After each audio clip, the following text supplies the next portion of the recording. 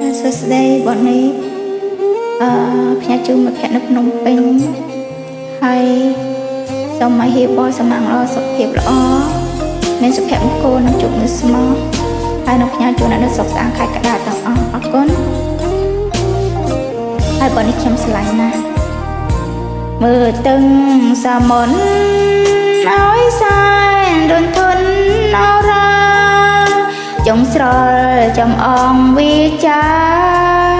ឈឺផ្សាពេញដួងហារតីធំជៀនក្រៀមឆ្ងាន់ហាមានវិបានដោយស្រីចង់ប្រាំតែមិនអាចស្ដីព្រួងប្រពៃណីចាស់ទុំកំរិនវណ្ណាំងគ្រួសារពួងទៀមមិនអាចបំពេញខ្លួនស្រីតែងតែខ្មាំងអៀនមិនហ៊ានប្រាំនៅការពិនចិត្តផ្សេងមន់ផ្សេងភាសាបេះដូងបាំងបិនធម្មជាតិសូមអ្នកជួយកិនស្រឡាញ់អានិន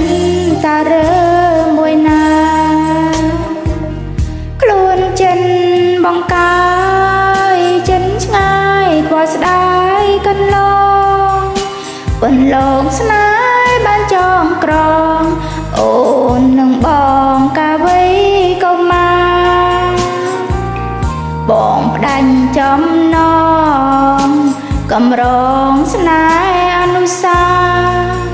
ពេលនេះបានត្រឹមប្រត់គ្នា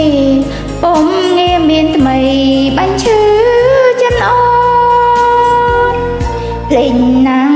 នឹកណាំងនឹងចាប់បែដងអាយជុំអូនបងធ្វើកន្តើយមិនឆ្លើយសាសងសំដីបេងដងអូនយំលាស្នេហ៍អូននិស័យព្រមនេះខិនម្ដេចមិនប្រណីជួបហើយហេតុអ្វីពុំរន់ទៅវិញ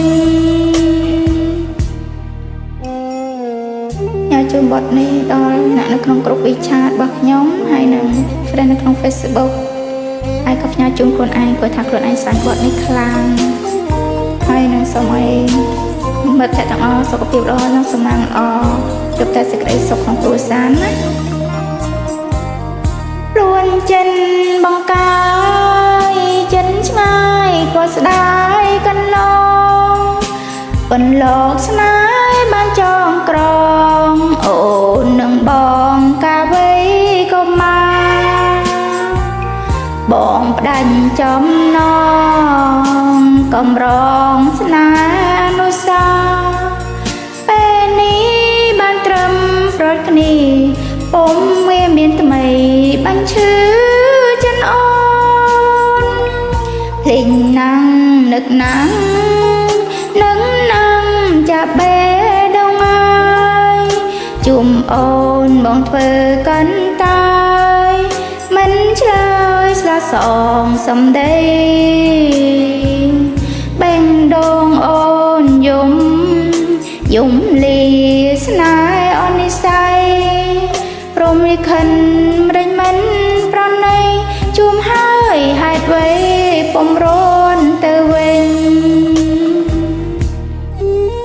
ចាផ្ញើជូនដល់បងលីនគីចាបូរ៉ាបងនេះបងឡៃហួរញីរួមផ្ញើស្រុកបងក៏ថាអត់បានរៀបរាប់ឈ្មោះអត់ទេណាអរគុណបាយបាយ